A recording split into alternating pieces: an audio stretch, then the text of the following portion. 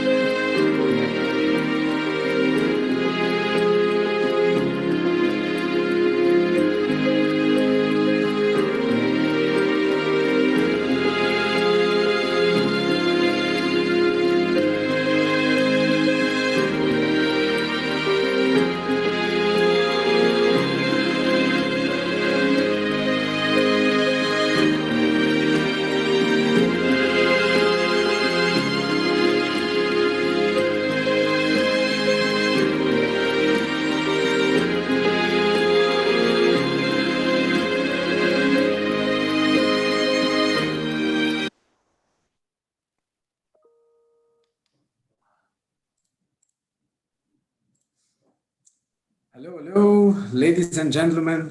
Good morning, Zimbabwe, Mangwanani, Zimbabwe, and Southern Africa. Good afternoon to Dubai and UAE.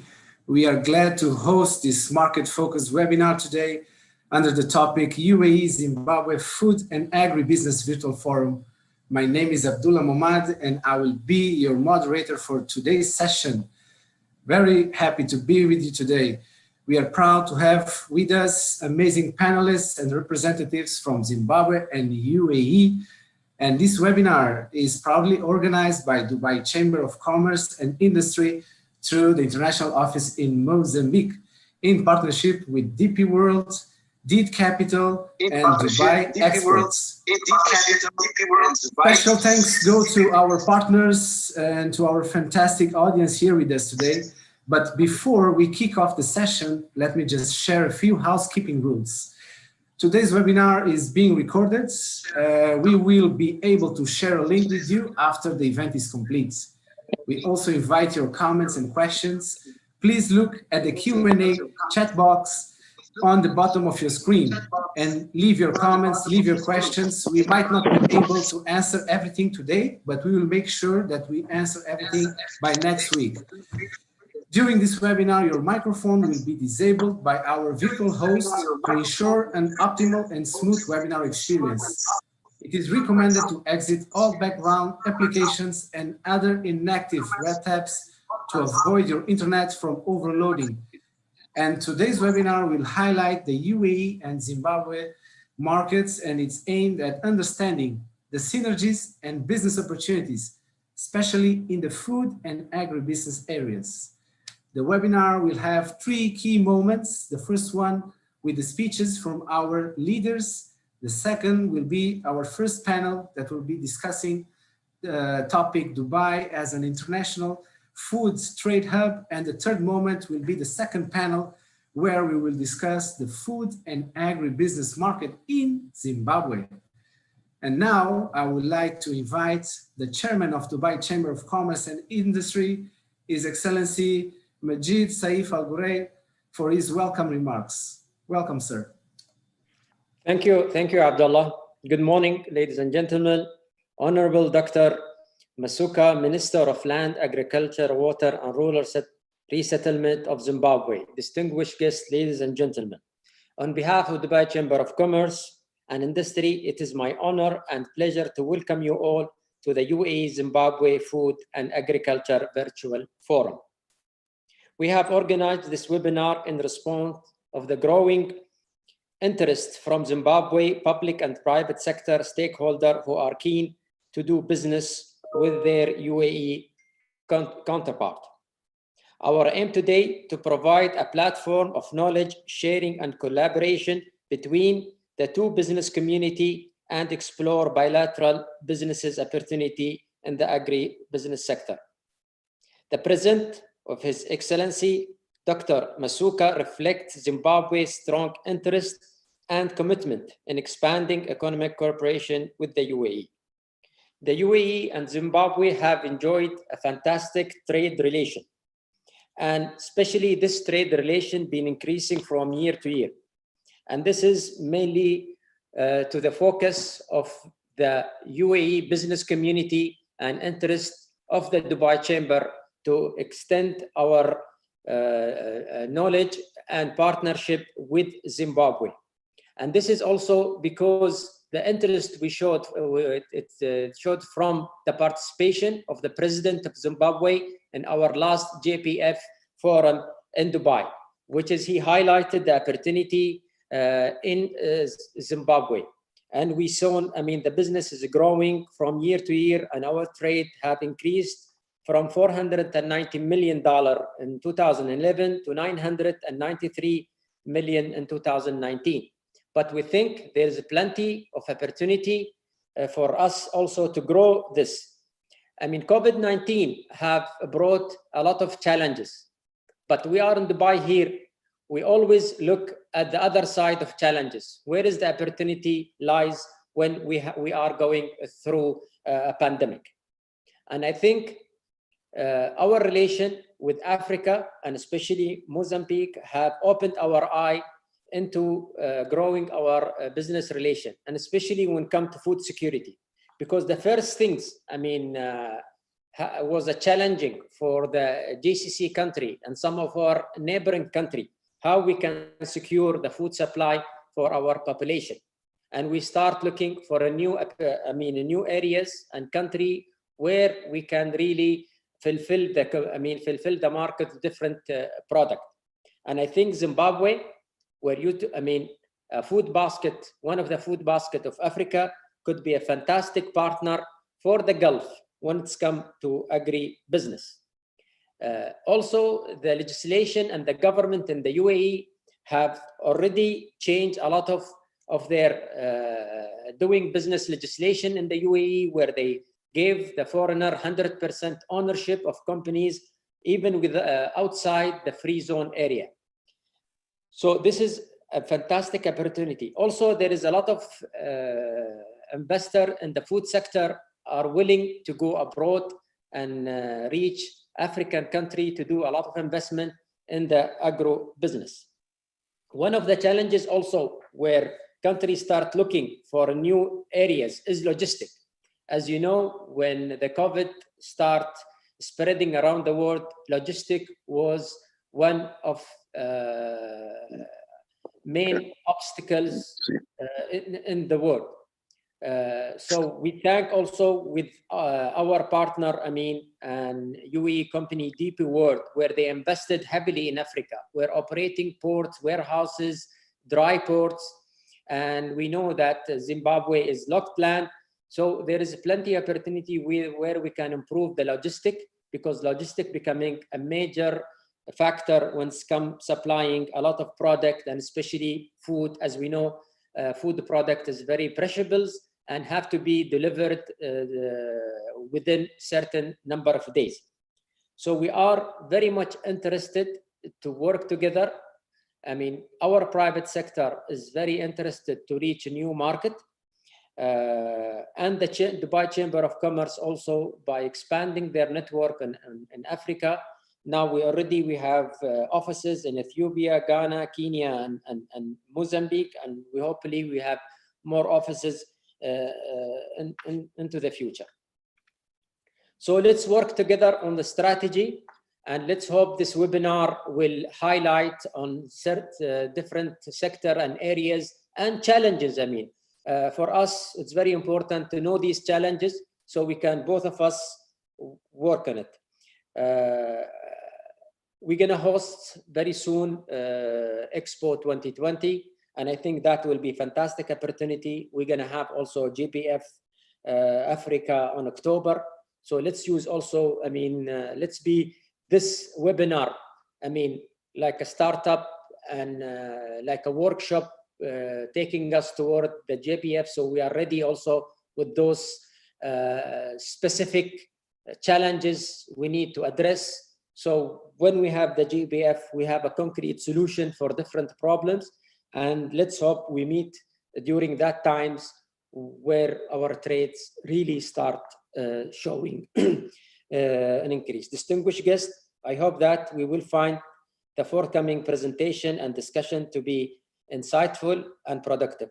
Please remember that Dubai Chamber and its representative office in Africa and around the world are always ready to assist you. Thank you.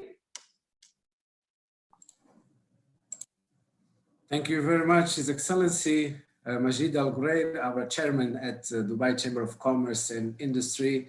Thank you very much for your kind words and for this motivation speech. As you said, we need to work together. And now it is with great honor and pleasure that we welcome Honorable Minister of Lands, Agriculture, Water and Rural Resettlement, Dr. Anxious Jongwe Masuka, for his keynote address. Honorable Minister, the floor is yours.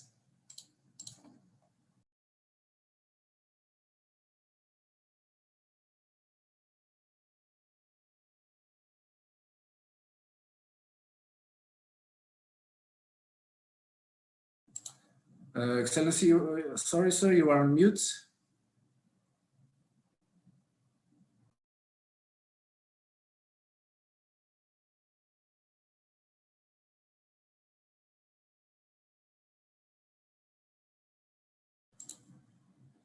It seems that we are having small technical issues here with the sound.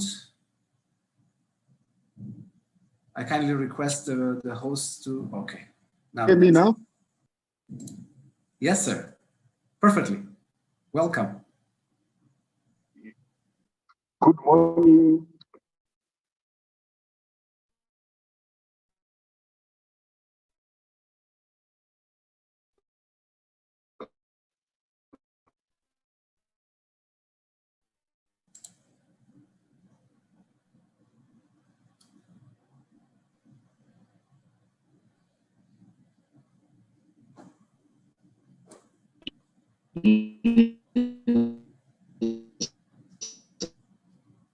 Honorable Minister, we cannot hear you. Excellency, to Zimbabwe, His Excellency, the Ambassador, Chief Executive Officer. Hello? Can you hear me now? Oh, yes. Now, much better now. Can you hear me Thank now? you. Yes, sir. Much better.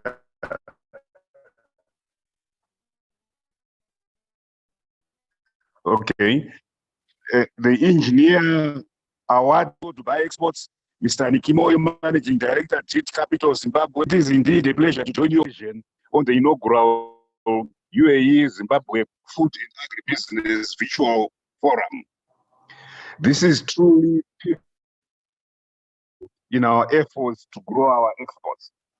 Let me, at the onset, acknowledge and thank the organizers of this very important virtual forum. Its partners, TPI Exports, and our own JIT Capital. This partnership demonstrates our quest to accelerate the society by 2030. Distinguished guests, ladies and gentlemen, the Zimbabwe government recently launched the Agriculture and Food Systems Transformation Strategy, which seeks to achieve 6 outcomes by 2025. And these outcomes are: 1, food security; 2, import substitution; 3, increasing exports; 4, value addition and beneficiation; 5, increased employment creation; improved livelihoods as we journey towards 2030. Additionally, this robust and bold transformation strategy is anchored on 5 formidable plans specifically. 1, the Agriculture Recovery Plan; 2, the Livestock Growth Plan; 3, the 4, Agriculture Revitalization and Growth Plan; and 5, the Agricultural Information Management System.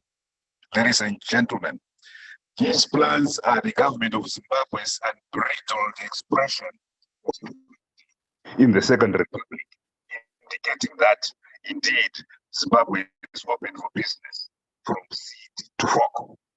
This important virtual forum is therefore appropriate and opportune as it supports our growth and grow exports.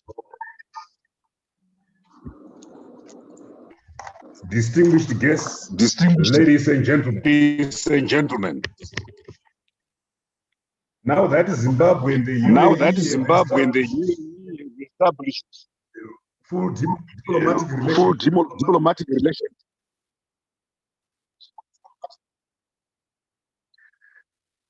we look forward to the expansion of our trade relations.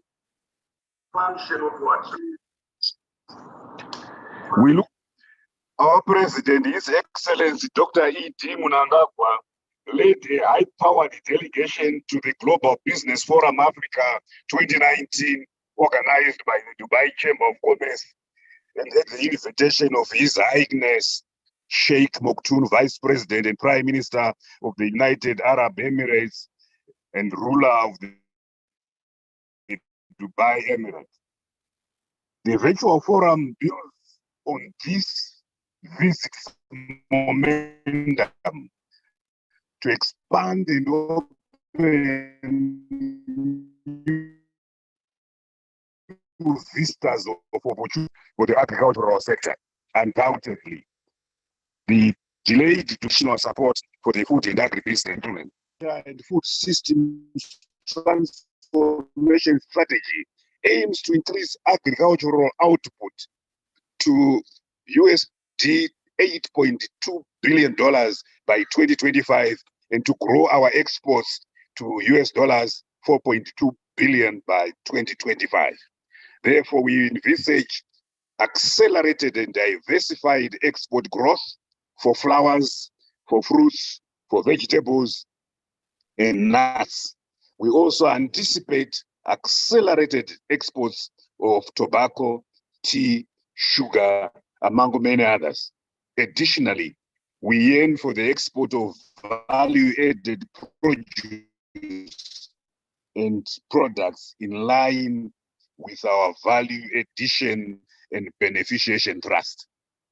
This virtual forum provides a timely cultural transformation unfolding in Zimbabwe and the multifarious opportunities this brings to export-facing enterprises. I therefore urge you to explore and cultivate will of your companies and ultimately new countries. To enhance trade aspects of competitive pricing, product traceability, and mandatory considerations, in addition to timely delivery and consistency in terms of both quantity and quality of produce and products. The associated transaction costs and risks require insurance, for which I hope innovative financial institutions will take up the challenge to. Ladies and gentlemen, Zimbabwe's substantial comparative agro-food systems with a uniquely suited agriculturally Zimbabwe can leverage on them to grow its economy, to create more jobs, to entrench entrepreneurship, and to sharpen innovation along various agriculture and food value chains. There are various ease of doing business reforms currently being undertaken by my ministry. For example, through the creation of one-stop exports office instead of the previous 5 offices to process export applications. Furthermore, we're making e-applications and e-processing possible, especially in the COVID-19 pandemic era, to enhance business. But we need to do more to facilitate exports. Suggestions for further refinement and delegates, ladies and gentlemen, to functional businesses to nurture budding entrepreneurs, even in the midst of this pandemic. Distinguished delegates, ladies and gentlemen, in this new law, please stay safe and trade safe. In this period of uncertainty, we must establish certainty.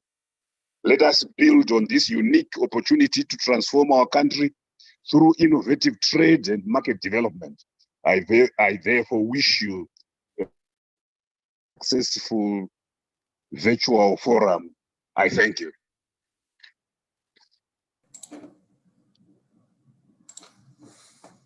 Thank you very much, Honorable Minister Masuka, for sharing a few of the initiatives undertaken by the government of Zimbabwe. We took good note on some of the products that you intend to export, such as flowers, vegetables, fruits, and a few key actions undertaken by the government, such as one-stop shop service and the openness to forge partnerships with the private sector. Now I would like to interact a little bit with our audience here today. And I have a poll question for everyone here. I would like to understand what is your experience using Dubai as an export destination. So for this, I will kindly request everyone to just choose yes or no.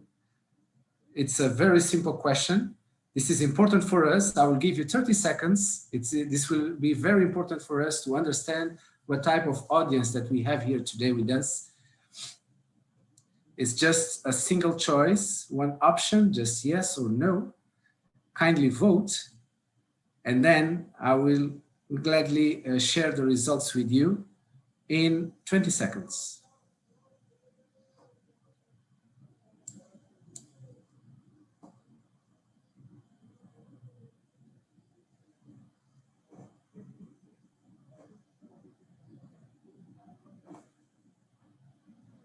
Okay, Well, I think we had enough time to vote. So now let's share the results to see if you are really currently exporting to Dubai. Wow, amazing. 93% of our audience here is not exporting to Dubai. So this means that our panelists have a lot to talk about, because yeah, we have a great motive now to make the people aware and understand why it should be very important for them to use Dubai as the gateway to the Middle East and the Asian region. So before we proceed with our first panel, I just want to share a bonus information with you. We have a few reports and economic research, and this is an opportunity for us. I would like to say a special thank you, to send a special thank you to our economic research department, because thanks to them, thanks to their hard work, thanks to their time, we have access to key market insights, and we will be soon sharing with all of you that registered in this webinar a report on the relationship between UAE and Zimbabwe. And if you want to know more information about all other markets that we are interested in, feel free to log in to our website, dubaichamber.com, click on resources, and then click on information and research, and you will find all the windows there for you to have access to our wonderful research from our economic research team. And now, let me go straight away to our first panel discussion. Let's initiate our first panel discussion. And we have a group of 3 amazing panelists here from Dubai. Our panel topic is Dubai as an international food trade hub. And now we will all here to understand the role of Dubai as a food trade hub, the advantages of using Dubai as a re-export hub, the role of Dubai Chamber, the role of DP World, the role of Dubai Exports, these including the services that you can find in one of the best ports in the world, the Jebel Ali port. And now I would like to start a discussion with Mr. Omar Khan, Director of International Offices at Dubai Chamber of Commerce and Industry. He is leading the global development and management of Dubai Chamber International Offices. He is currently managing 11 offices across Eurasia, Latin America, and Africa. And there are 4 offices in Africa. And the one based in Mozambique is the one also covering Zimbabwe and Southern Africa. So you can imagine he needs to take a lot of coffee to manage so many different time zones and so many offices. And by the way, if you have some coffee from Zimbabwe, please send some to him and to me too, of course. And my first question to kick off the panel discussion will be for Mr. Omar. I would like to ask him, what is the Dubai Chamber's role in this relationship between Zimbabwe and UAE? Welcome, sir.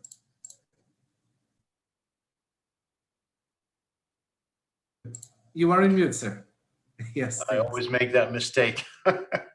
Thank you so much, Abdullah, for the introduction. Ladies and gentlemen, hope you're all staying safe. And as we now adopted the saying, instead of saying good morning, good afternoon, we always say like good day wherever you are, or good time of day. So we're here today because Dubai Chamber has been on a mission to really reconnect to Africa. We have been a trading hub for a long time.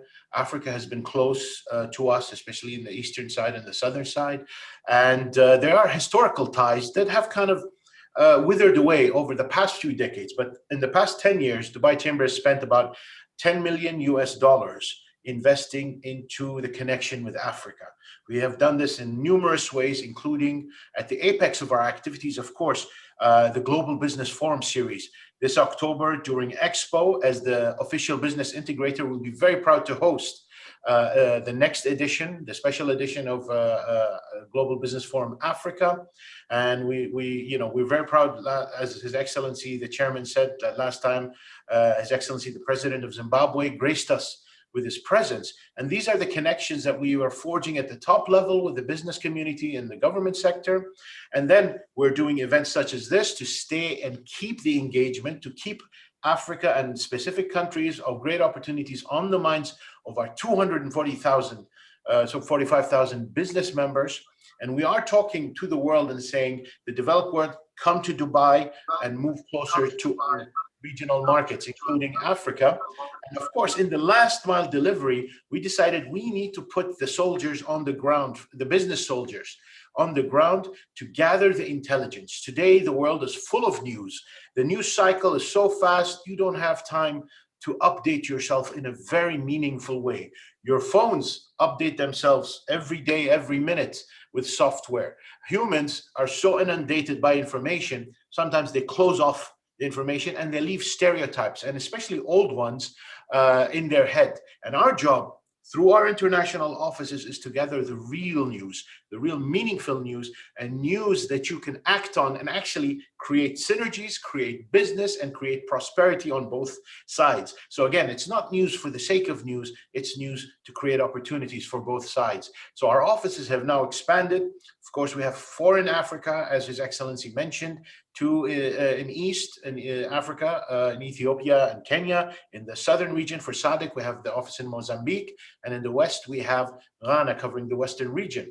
Also to complement a lot of the businesses in Zimbabwe, because a large number do not export to Dubai, we also have offices in Latin America, in Brazil, in Panama, in Argentina, and soon Mexico. We have an office in Eurasia, in Azerbaijan, that covers the region there. We also have an office in India and 2 offices in China. So again, why do I highlight these offices? Because again, Dubai wants to add value. And Dubai Chamber is doing that as a part of Dubai. And we want to add value by bringing the people here and facilitating them into and through Dubai, where you can add value, find connections, promote and develop your product, showcase it. And even once you create your own brand and you own more of that brand through Dubai, if we're talking about coffee, such as DMCC's coffee center, the farmer can develop to become an exporter without having to spend the capex to develop all the machinery and equipment for a temporary period. And they can own the brand, they can ship the brand and manage the logistics by a mouse click. And that's what Dubai brings to the equation. That's what Dubai Chamber is also doing. So this is my answer, to kick off the information, the conversation, because we are here to add value. We are a small fish, so we're not one of the big countries. So again, you're a part. We will work for your investment. We will work for your trade, and we all have to be fast. We have to be decisive, and we have to always adapt. So Dubai is always looking to, and Dubai Chamber, to add value to your equation. Thank you very much, Mr. Omar. But it's also important for us and for our audience to know more from your internal research. What is the trend between this relationship between UAE and Zimbabwe? What is happening over the last few years, let's say? Well, surprisingly, to some maybe, UAE is the second largest trading partner with Zimbabwe, of course, after South Africa. However, the trade has been in precious stones, gems, and diamonds and gold, about, I think, 70%. So again, what we're looking at is how can we help and diversify it? Because we've seen many other economies around the world that have developed a dependency on one commodity or oil and gas and so on. And that is a long-term trap as well. It's very beneficial to create and generate income, to then reinvest and to diversify. So this is what Dubai can bring to the equation. We can look at many of the products, as you can see here on the graph, where there are lots of opportunities, whether it's actually services, tourism, food, agro-business. Don't forget, food security is a huge issue here in the Middle East. And so this is always an opportunity. And of course, there are many other minerals and chemicals that have opportunities. And of course, in the start of this relationship, it's going to be a very similar scenario where raw materials are going out at lower values, high finished goods, high value goods are coming in from the UAE. But we've seen the trend where slowly, and we want to work with our partners because we want long-term prosperity. We want to work with our partners to slowly also build capacity, promote a development of the infrastructure, logistics, transport, education, services, and slowly Zimbabwe, and bring the investment in, and Zimbabwe as well will start exporting higher value goods in the higher spectrum. So again, so we also want to bring people who look at investing in processing, in factory, in cold storage and logistics, and we're not just doing this also just out of goodwill. We are helping you to help ourselves. So these are the areas where we think it has a lot of untapped potential. Zimbabwe, I think, is opening it up now in a really different way.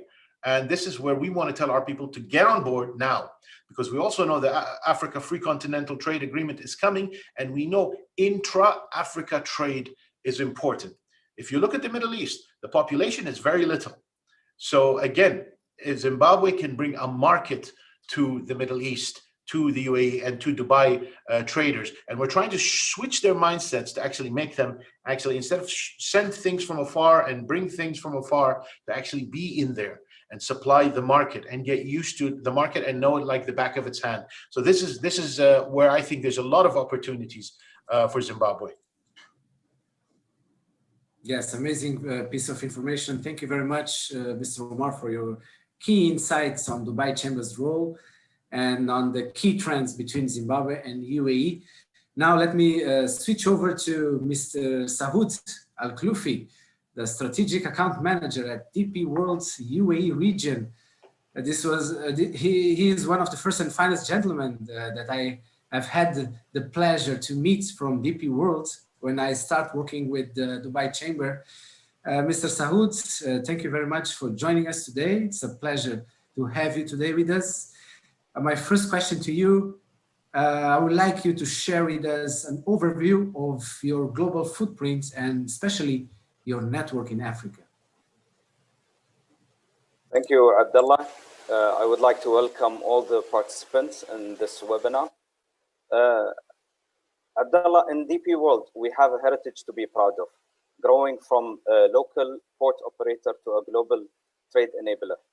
Today, DP World operates over 127 business units and 80 terminals across all 6 continents, with a footprint that spreads over 51 countries. Our operations not only includes ports and terminals, but also includes industrial parks, logistics, and economic zones. Our main goal is to tailor innovative solutions to help our customers manage the complexity of their supply chains and to reduce their costs. The African continent has always been a focus for our operations. Currently, DP World operates 7 marine terminals in Africa. And in addition to that, we have 2 inland terminals.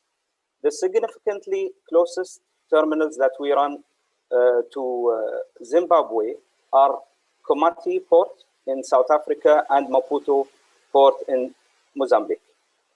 Recently, we had an addition as well to the list of ports that we operate in Africa.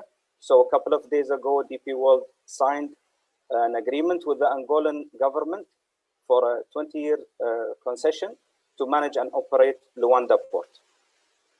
Our ports in Africa do not only provide seamless logistics connectivity, but as well provides the facilities that are the state-of-art facilities, such as ICDs, warehousing facilities, and temperature-controlled storage facilities.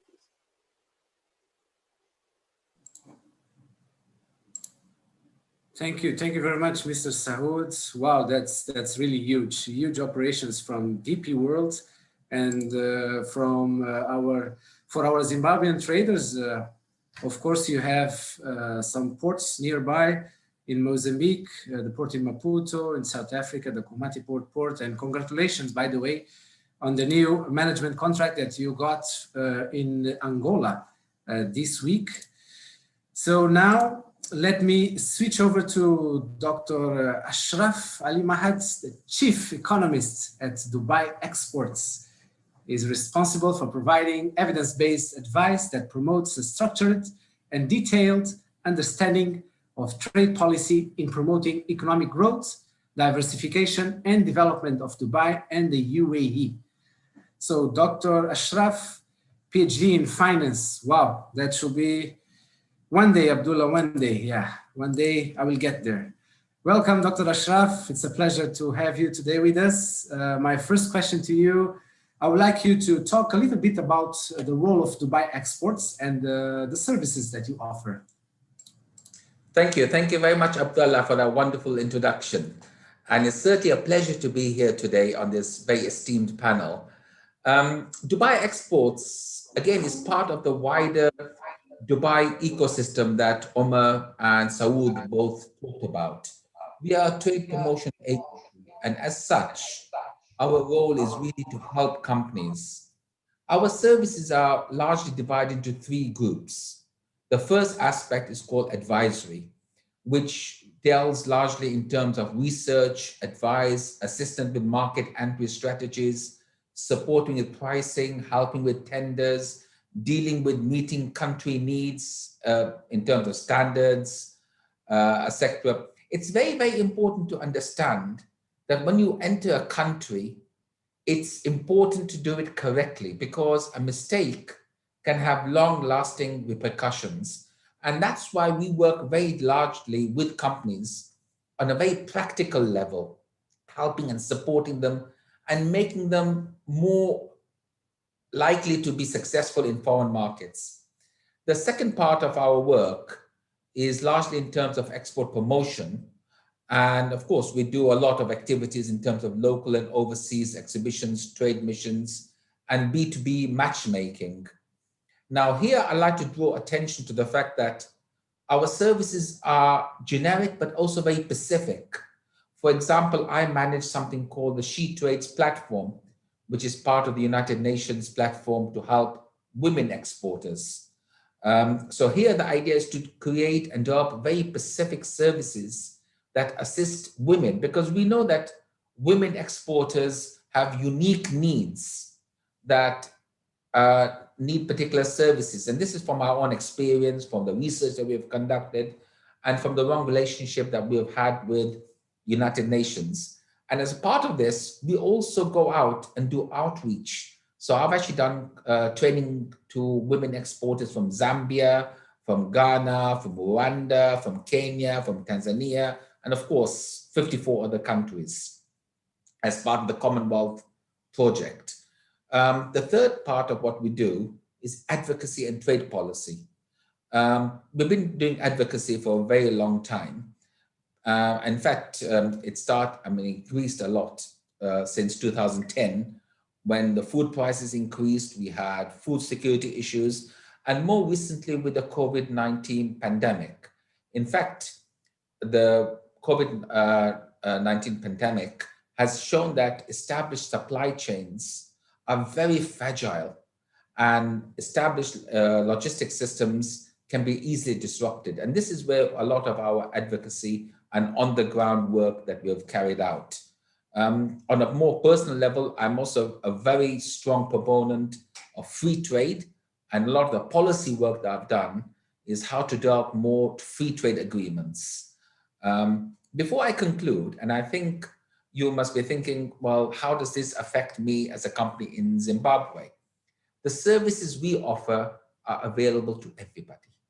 So all you need to do is establish either a branch or an office in the UAE, anywhere in the UAE, in order to avail of these services. But we also have collaboration with companies overseas. As I said, I do a lot of training for exporters overseas as a part of the wider UN programs. Fantastic, fantastic. Thank you very much, Dr. Ashraf. So Dubai Export Services is available for everyone. Now, let me get back to Mr. Saud. And we all know that Jebel Ali Port is a gateway hub that enables trade across the region and beyond. But can you tell us what is so unique about this port and how it can benefit African traders? Jebel Ali Port is the 12th largest port in the world and acts as a gateway hub for a wider region of 3.5 billion individuals. It's the first polyfunctional port in the Middle East region, and with a total capacity of handling 22.4 million TEUs. What's unique about Jebel Ali port is its ability to handle any type of cargo. So whether this cargo comes in containers, whether it's break bulk, liquid bulk, ro-ro, or livestock. And in addition to that, Jebel Ali port is also attached to the first free zone in the Middle East region. That is Jebel Ali free zone. Jebel Ali free zone today is a house for 8,000 companies, those out of which 570 companies are in the F&B sector. Jebel Ali provides a platform for businesses to register under 100% foreign ownership with zero custom duties, zero taxation, and no restrictions on capital repatriation. The facilities in Jebel Ali Free Zone are designed in a very unique way to cater for businesses' requirements. So for example, Jebel Ali Free Zone offers plots of land, light industrial units, warehousing units, offices, and even customized solutions for the companies registered in the free zone. Both Jebel Ali Port and Jafza play a very major role in securing the UAE's food security supply chain. And from Jebel Ali Port, we connect to 150 ports with 80 plus weekly services across the world. Looking specifically into Africa, Jebel Ali Port connects to 9 major ports in Africa with 8 directly weekly services that are served by 6 major shipping lines.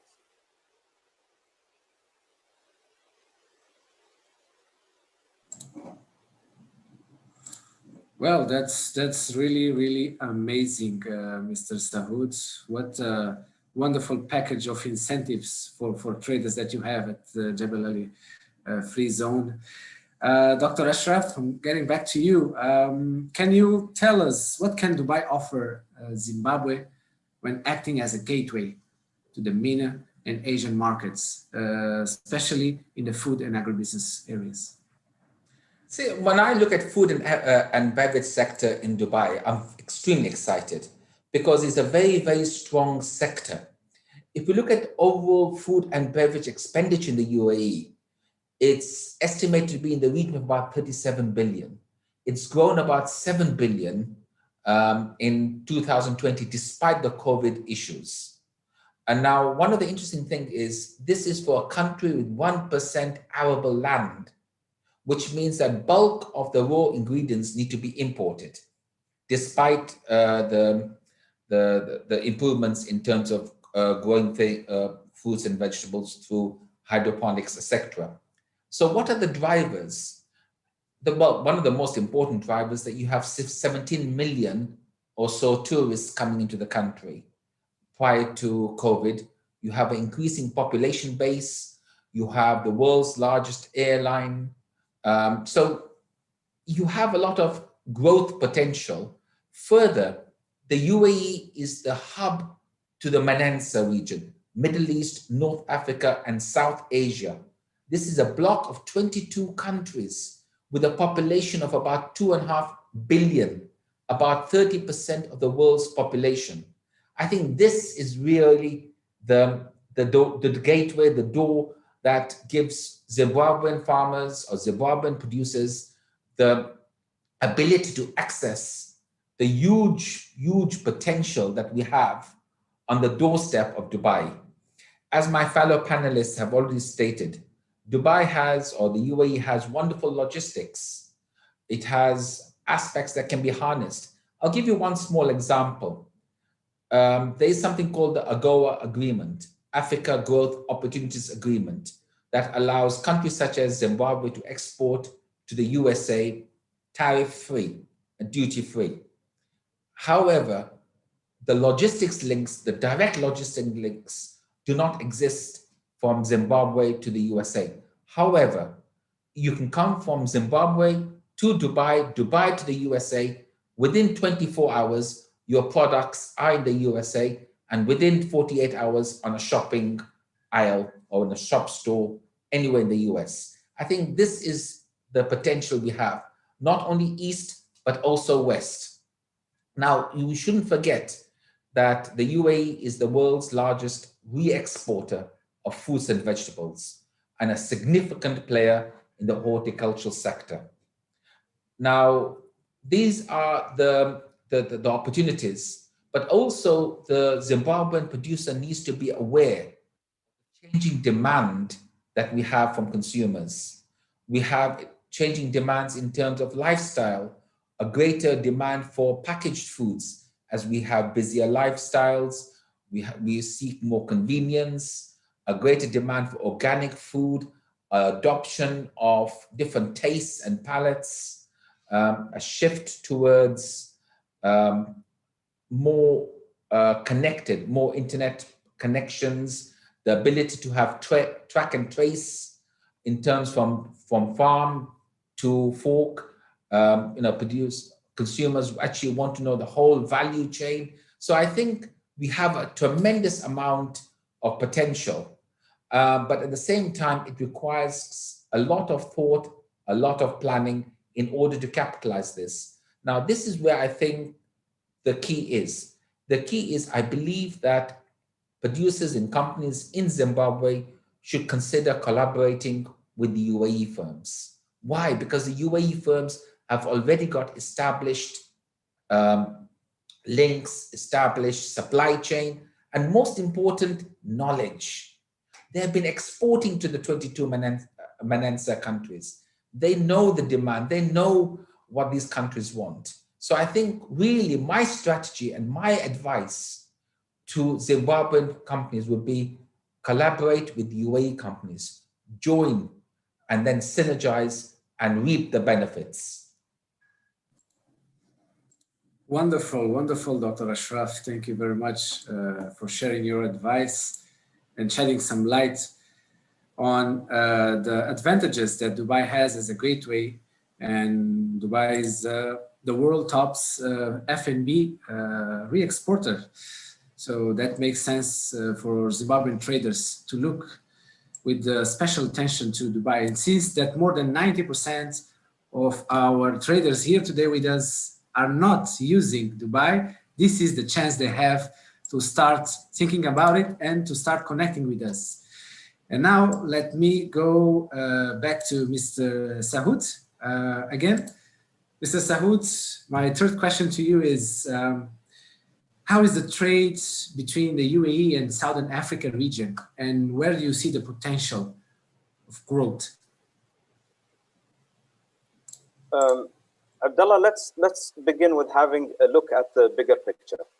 MENA today is considered as a fast-growing F&B market. The market is expected to grow by 10% from the years 2018 till 2023. And in 2023, we are expecting a projected market size for the food and beverage sector will reach around $200 billion. And if we zoom into GCC countries, and we notice that 85% of the food products is imported to the GCC countries. So whether the food products are rice, whether it's vegetables, fruits, and so on. From 2016 to 2019, the F&B market grew by 6% in the United Arab Emirates. And Dubai acts as a gateway for the F&B trade, out of which 61% comes and passes through Dubai. And out of that 61%, 87% comes through sea. And there is where Jebel Ali port acts as a key port in this supply chain.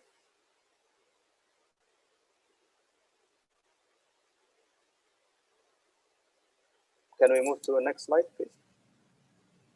Yeah, the United Arab Emirates aims at being ranking in the top 10 countries regarding the food security, regarding its food security in 2021.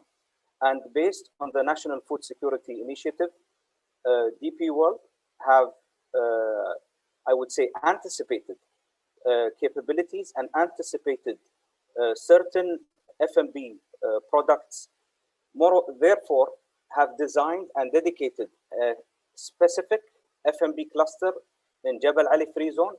Throughout this F&B cluster, we had successful stories where we assisted many businesses to manufacture and to process and to trade with the food products, whether it's for the local market consumption or whether it's for being re-exported to the surrounding regions.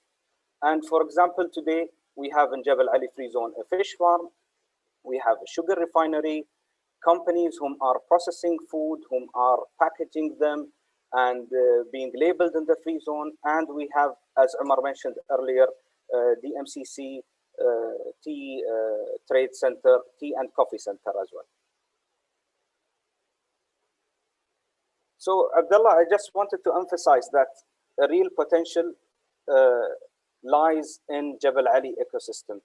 Today, Jebel Ali port has, and DP World has created an ecosystem that is ideal for businesses and for their supply chains, with rules and regulations in place, and an ecosystem that provides you with a market accessibility, not only for GCC countries or local market, but also for the neighboring regions as well. In DP World, we are ready to provide the customers and the businesses with logistic solutions, value-added services, and storage and industrial services as well. And all of those services are backed up by, I would say, non-compared digital trade platform. So our trade platforms are ready to cater for all the trading transactions. For example, in 2020, even during the lockdown, which happened with all countries, in DP World, we have had an initiative. The name of the initiative was Zadi, which is an online platform specific for F&B, imports and exports, with all custom protocols in place and all of the transactions happening at the click of a button. Therefore, Abdullah, I want to take this opportunity to encourage all African businesses and Zimbabwe businesses to reach out to us and to discover what potential and what value-added services we may offer their supply chains and their businesses from DP World. Amazing, Mr. Saud. It's so nice to see the diversity of services that DP World has to offer to all the African and Zimbabwean traders that are here today with us. And we hope that they have the chance to connect with you after this event. And now let me just close the panel with my last question. And the last question will be to Mr. Omar Khan. Mr. Omar, where do you see the potential synergies between UAE and Zimbabwe?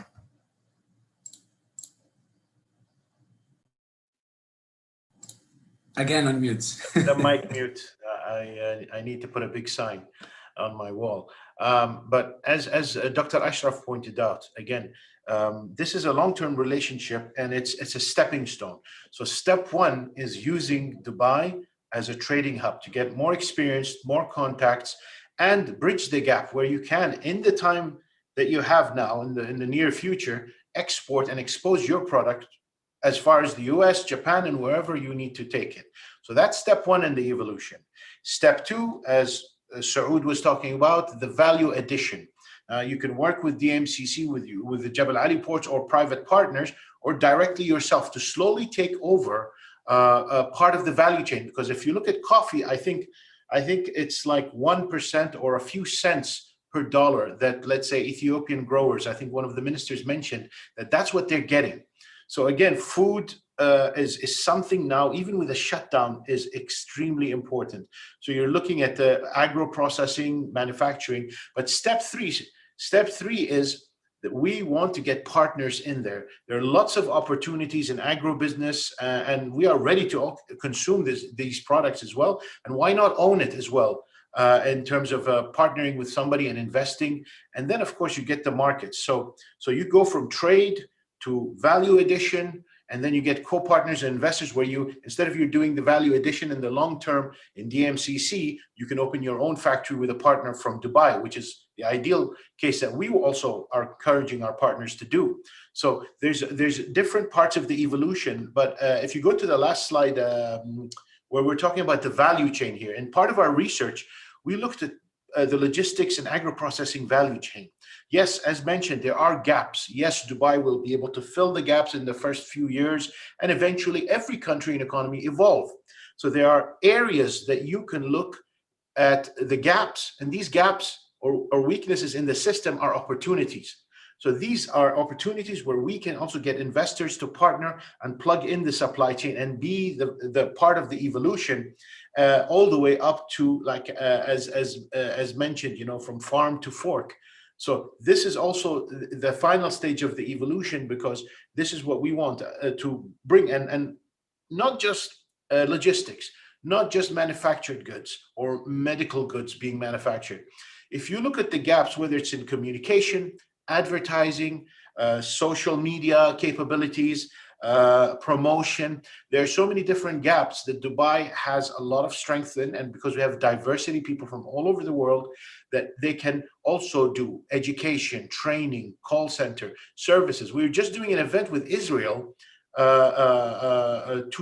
yesterday, and Israel exports $54 billion worth of services. So this is also another area where UAE companies and Africa could really work together on these gaps. Every gap is an opportunity. So this is something that we encourage you to look at the report and the research, and not just think of just pure trade. Think of stage one, trade, stage two, being part of the value addition and the supply chain and earning more of that dollar, and stage three, partnering with somebody from the UAE also to build your own facilities for intra-Africa trade. That's the long-term goal. That's my final thought. Wonderful, wonderful. Thank you, Mr. Omar. Thank you all for your time here with us. And now I will go to our second round, our second panel. Ladies and gentlemen, the next panel topic is Zimbabwe food and agribusiness market. And I will have this discussion with three panelists. We will have the first one, Mr. Nicky Moyo, which I'm not sure if he is online yet. He was having some technical issues. It seems that he isn't online at the moment. It's okay, no problem. We will jump directly to the second panelist, which will be Mr. Patrick. So I would like now to introduce Mr. Patrick Devenish. Mr. Devenish has over 20 years of experience in the tobacco sales industry, and he was appointed to the board of First Capital Bank in 2018, is now the chairman of the First Capital Bank in Zimbabwe. Mr. Patrick, welcome. Thank you very much. It's very nice to see you here with us. My first question to you will be, can you share with us an overview in terms of attracting large-scale investments in food and agribusiness? Yeah, sure. I think, sadly, I missed the keynote address. We had a small COVID problem here this morning. But I think probably the biggest opportunity in Zimbabwe at the moment is in our low veld. The good news that we've recently had is the second largest dam in the country, Togwe Mokosi, has just spilled. This is an enormous dam with massive irrigation capabilities in the low veld of Zimbabwe, where we produce huge quantities of sugar and many other products. And there is a huge opportunity for large-scale investment in irrigated projects in Zimbabwe, and that is to produce lucerne, sugarcane, wheat, many other products. That's large scale. Then if I can talk about horticulture, Zimbabwe is going through a horticulture boom at the moment. There's a massive production of blueberries, which is growing all the time. And one of our farmers is the world's, I'm told, the world's largest producer of passion fruit or granadillas. In addition to that, there is a lot of other horticulture going on, production of fruit and vegetables. And I think I must make the point that Zimbabwe has massive water resources. To give you an example, South Africa really has only one river, which is the Orange River and the Vaal River, which is all the same water course. And they export 100 million cartons of oranges a year. We in Zimbabwe have got a dozen seriously large rivers and many, many dams already constructed and underutilized. And we only export 3 million cartons of oranges a year. So there's just one example of the possibilities out of Zimbabwe. And I haven't even talked about our tobacco crop, which is probably the world's most favorite flavored tobacco market, producing between 200 and 250 million kilos of tobacco at the moment, hoping to get to 300. Wow. Thank you very much for sharing these key insights on the Zimbabwean market, talking about oranges and citrus. Actually, South Africa is the #1 exporter to Dubai in this particular area of citrus. So I can imagine that also Zimbabwe has the potential to overcome that figure. Now let me switch over to Mrs. Amanda Siengo, the Managing Director of Amatini, based in Johannesburg, South Africa. Amatini Global Services is geared to finding logistics solutions for the African continent. Previously, she held various positions as warehouse manager, distribution manager, and distribution services consultant for SA breweries, responsible for logistics, movement of raw materials to end customers.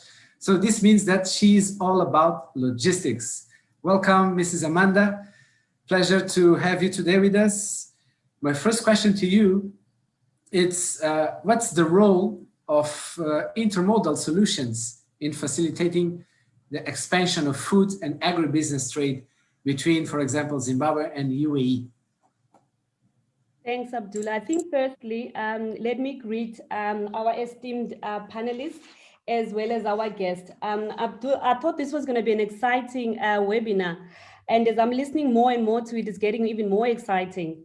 So to answer your question around intermodal, intermodal terminals are a critical part of logistics solutions.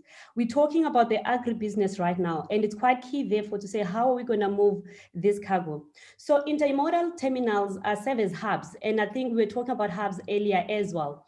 And in that, commodities or cargo come from different areas. They get collected to a central place or a facility for consolidation. So this collection and consolidation to intermodal terminal makes it easier to have full trucks or train loads to be dispatched.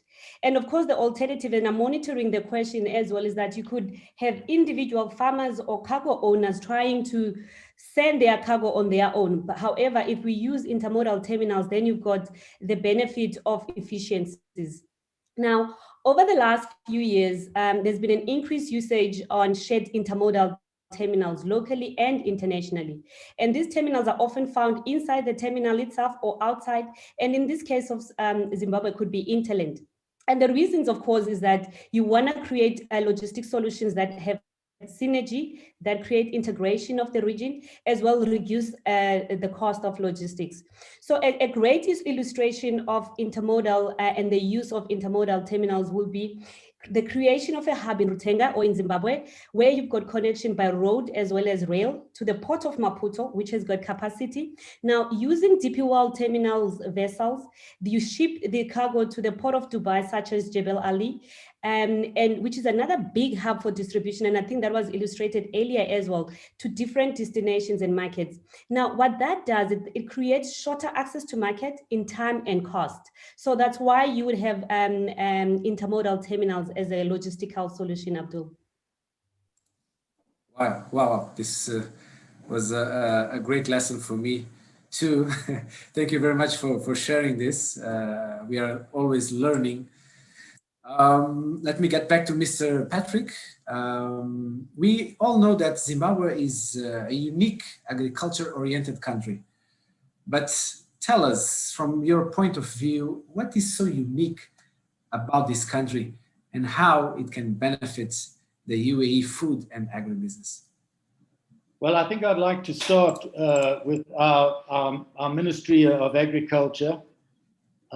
We have had two new ministers recently.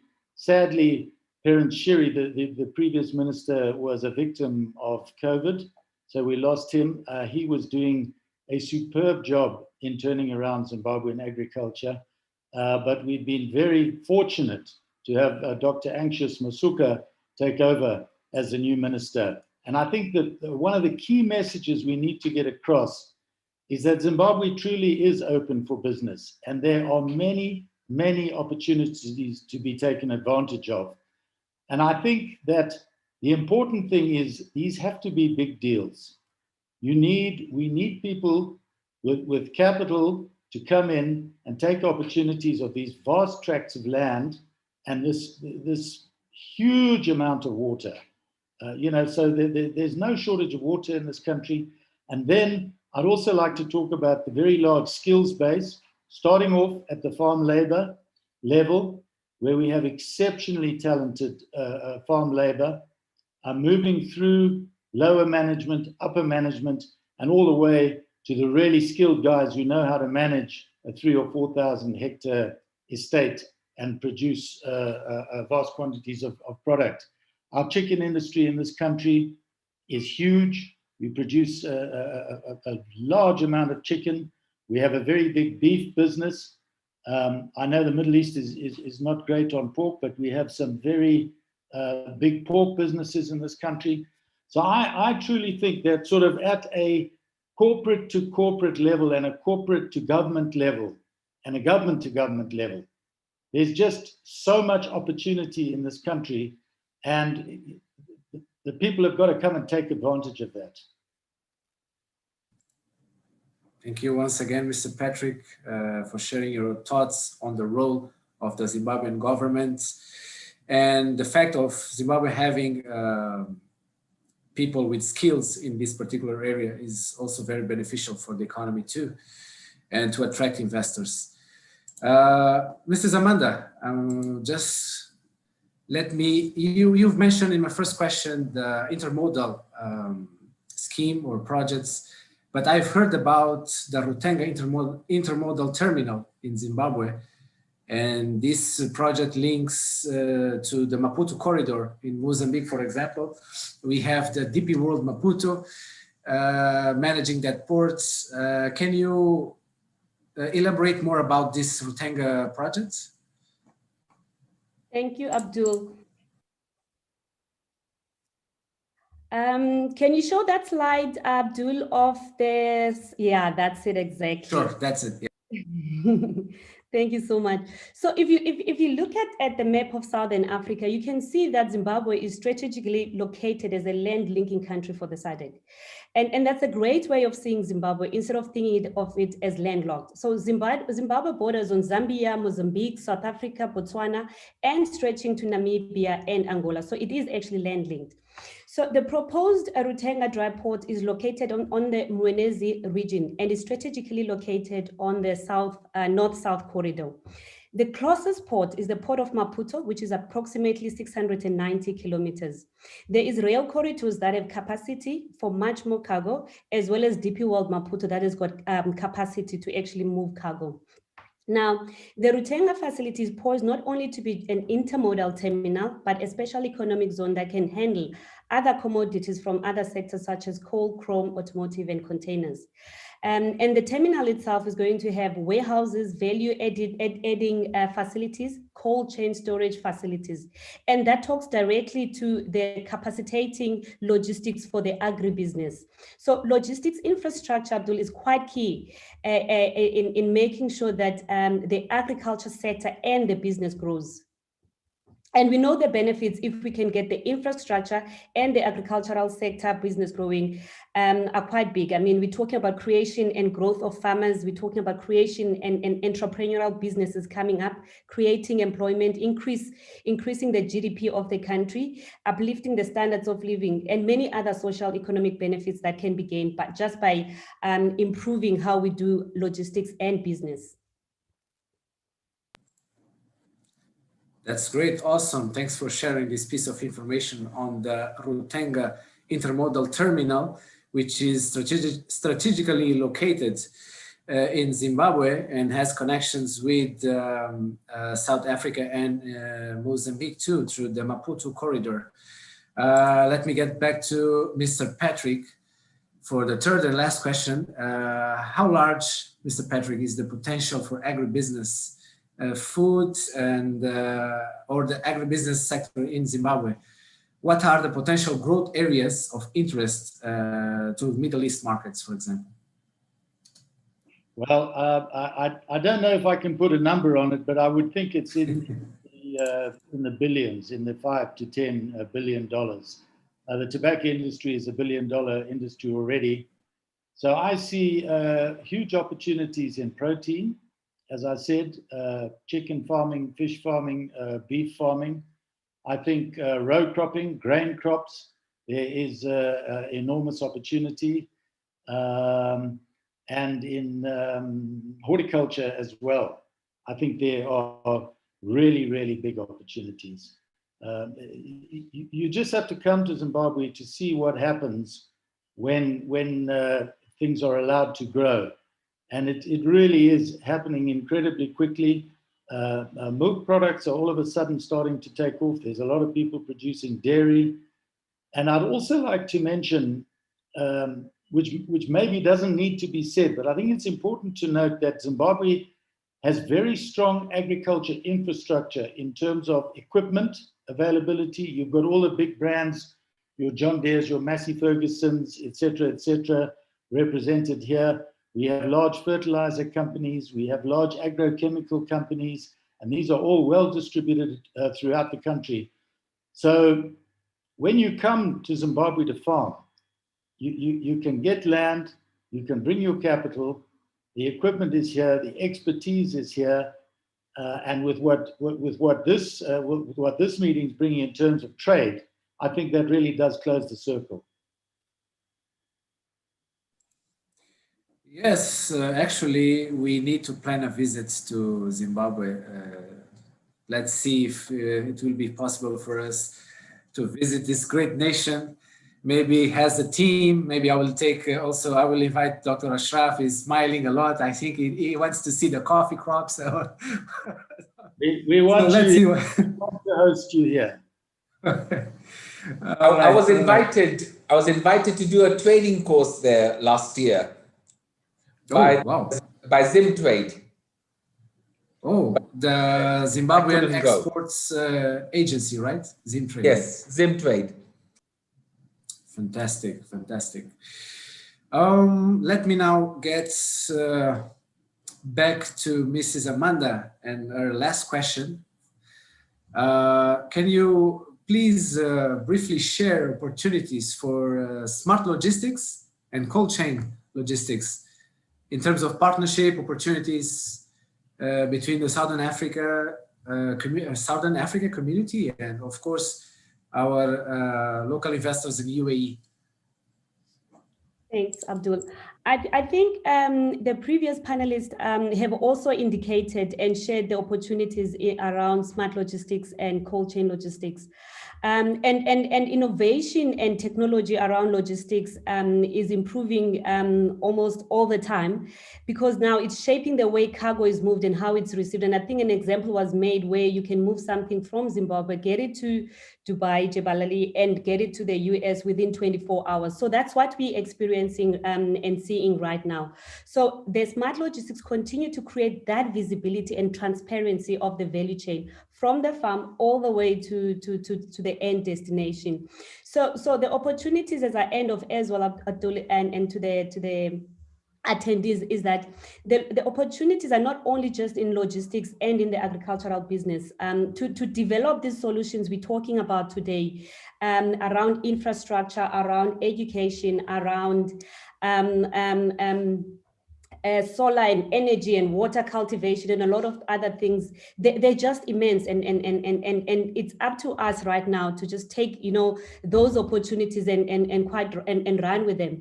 And we heard from the presentation from Dubai Chamber of Commerce that they are willing to partner with us. So let's just take those opportunities and run with them. Thank you. Thank you, Mrs. Amanda.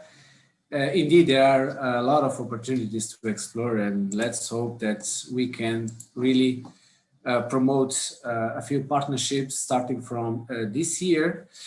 Well, still checking if Mr. Nicky Moyo, our third panelist, is with us now, or I don't think so. He's facing technical issues, so unfortunately, we will miss Mr. Nicky Moyo, the CEO of Deed Capital, which is one of the companies that have agreed to organize this webinar with us. We will try to see if we can have another activities or sessions later on the following months. So let me proceed and continue with the program. We are almost reaching the end of the webinar. And I would like to thank you everyone who joined us for today's webinar. A special thanks for our speakers for sharing your insights and expertise. This is very important. And before I go, I just want to ask you another question. I have another question for our beloved audience here today with us. Because we need to understand what are the concerns of the African traders mainly, since more than 90% of the attendees today are not using Dubai as a logistical hub or as an exports destination. So this means that we need to ask you this: why are you not using Dubai as your export destination at the moment? Is it lack of information? Is it cost of air, sea freight of cargo to Dubai? Is it the lack of information on how to connect with prospective buyers? All the above options, or there is another option that we don't have it here? And if you click another or other, kindly during our post-event survey, there will be an open box there. Kindly share your comments there or send us an email later saying why you are not using Dubai as your export destination. We would like to hear from you. Let me now see if we can share the results. Let us understand what is the major concern from our African traders. Well, number one, all the above. So this means that we have a lot of work to do in order to try and support the business community in Africa and in Zimbabwe especially.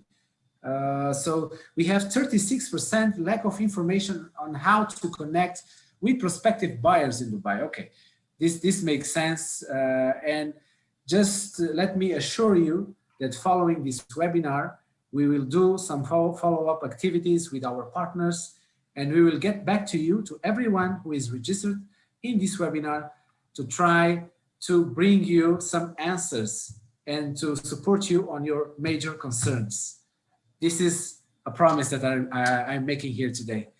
I also want to ask my fellow panelists if any one of you want to say some final words.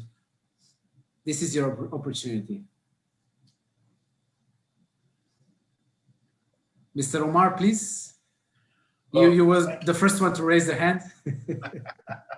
Thank you very much, Abdulla. I just want to thank all the panelists as well, and for their excitement. And I hope this is a landmark. Looking back in a few years, this will be something of a very strong point in the history of our relationship. And I can't wait. As you mentioned, there's every challenge. I'm an optimist. So every challenge and gap I see mentioned by the polls, and I was reading the questions about B2Bs, about DP World, about the one-stop shop for the ministry that his honorable minister mentioned. Every gap is an opportunity, and we will work with you to connect and bridge the gaps. Whether it's a big investment, which might be a little harder to find and very, very more refined, and that's something we will work on, or if it's a SME, B2B, or training, or if it's us ourselves and Dr. Ashraf and Dubai Exports and DP World doing something together as well.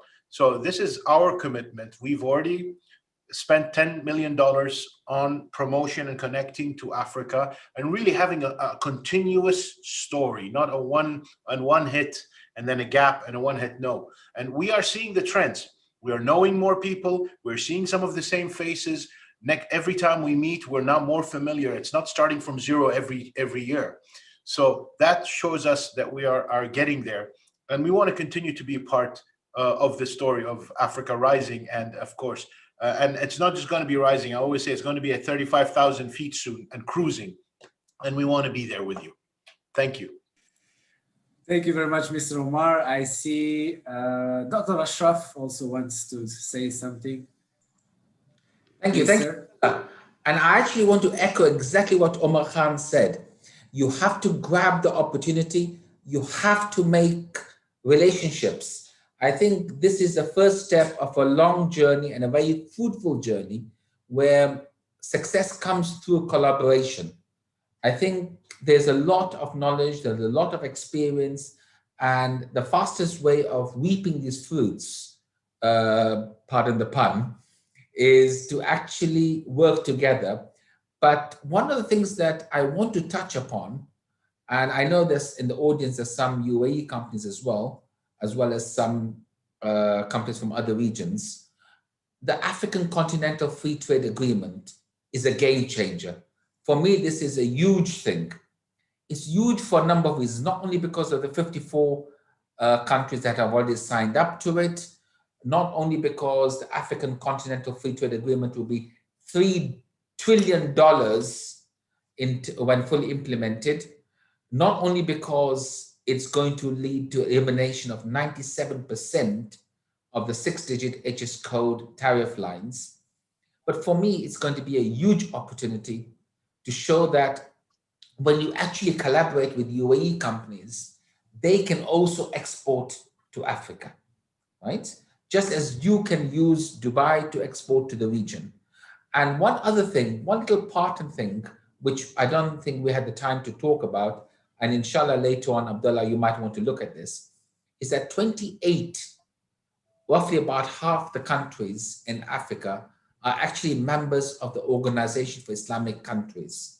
So they're actually part of the OIC. And this is really where we also have to look at halal trade, how we can use halal trade and halal certification to increase the opportunities. I'll just stop there.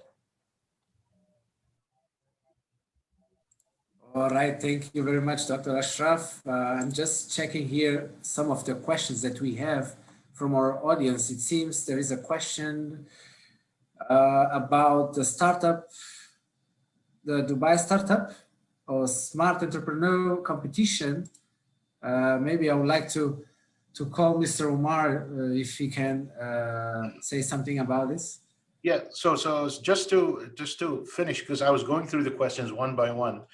Mr. Majid, I think Majid A10, I think that's his Samsung phone or Galaxy phone, was asking about startups. So again, as I was saying, even from everything to bridges and infrastructure, all the way to even social media startups, there are gaps everywhere that SMEs can take advantage of. So even that, we have something called the Dubai Startup Hub and the Smartpreneur Competition. And the competition is opened internationally as well for people who have startup ideas that can help Dubai. So always come to the website, come to the chamber, look for economic research, look at Dubai Exports, connect with DP World and also our partners, because there are all these gaps are opportunities, and these are, you can be the entrepreneur of tomorrow. Because even in Dubai here, we started very humbly with a small company or somebody who starts as a clerk For example, one of our board members in HSBC who became the chairman of HSBC Middle East Africa. That can be a lot of the entrepreneurs in Zimbabwe, and that's what we want to see as well. So do connect with us on every level. We have many things that we do combined as with our partners, and there's a lot going on. So just reach out. Everything's virtual now, so use that to your advantage. Yes, that's right. Thank you very much, Mr. Omar, for answering that specific question. Anyone else wants to say something? No? All right. Okay. Well, it seems that we have reached the end of the webinar. And if you have any additional questions or would like to connect directly with us, you can either reach out directly using the contact information on this slide, or you can reach via LinkedIn. If you want to reach to one of our panelists here today, feel free to contact me through my email. It's well written then. It's abdulla.momade@dubaichamber.com, or you can find me through LinkedIn. And I'm also sharing here the contacts of our other international offices in Africa. So if you want to reach them, depending on your region, of course, for Zimbabwe, I will be the one to manage your inquiries. But the other ones from the East region of Africa, West Africa, we will have our colleagues here from Ghana, Kenya, and Ethiopia ready to support you. And I will kindly ask everyone, when the webinar is finished, we will have a short survey that will pop up on your screen. We would like to ask you to fill that up. It will take you less than 30 seconds. And this will be very important for us to know where we can improve and how to improve. And on the last point in the survey, we'll give you a box just to leave you an open comments. Please send that to us, because it's very important for us to understand if we have met your expectations. And I would like to say that we had more than 1,300 registrations for this webinar, a record for our office, more than 1,300 registrations just for this webinar. Thank you very much to everyone that had the time to attend. And for those who have missed the webinar, we will make sure to send you all the files, the video recording, the presentation, and has a bonus, a special report done by our economic research team on the UAE and Zimbabwe economic relationship. So that's all from our sides. Thank you very much, and we hope to see you on our future events and webinars. Take care, stay safe. We are managing COVID-19 now, so don't forget to use your face mask. Where is mine? Oh, here it is. Use your face mask. Wash your hands. Use your hand sanitizers, please, and don't forget to keep the social distancing. Okay? Take care. Stay safe. Goodbye. Goodbye.